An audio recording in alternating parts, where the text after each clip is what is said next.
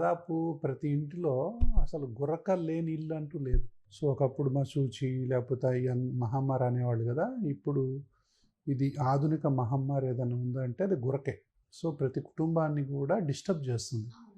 So దీనికి చాలా కారణాలు ఉన్నప్పటికీ కూడా అతి ముఖ్యమైనటువంటి కారణాలు ఏంటంటే, ఒకటి మారుతున్నటువంటి జీవన విధానాలు. అవునా?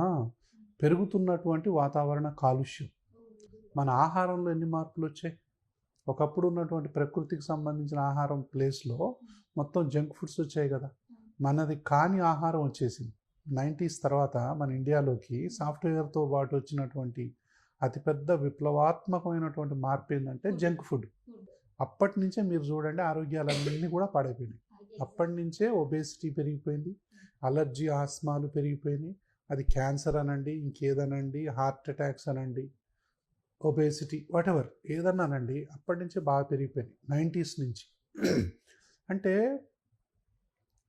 ఫుడ్కి తర్వాత పీల్చే గాలికి, ఈ రెండింటికి చాలా లింక్ ఉంటుంది. గాలిలో డస్ట్ మైట్స్ ఉంటాయి, పోలెన్స్ ఉంటాయి. కొంతమందికి జీన్స్ ఉన్నాయనుకోండి, ఇది అలర్జీకి దారితీస్తుంది. ఈ ముక్కు దిబ్బడేస్తుంది. నేను చెప్పాను కదా, ముక్కు దిబ్బడ వేసే వాళ్ళందరూ, నోరుతో గాలి తీసే వాళ్ళందరూ ఫ్యూచర్లో స్నోరర్స్గా మారుతారు.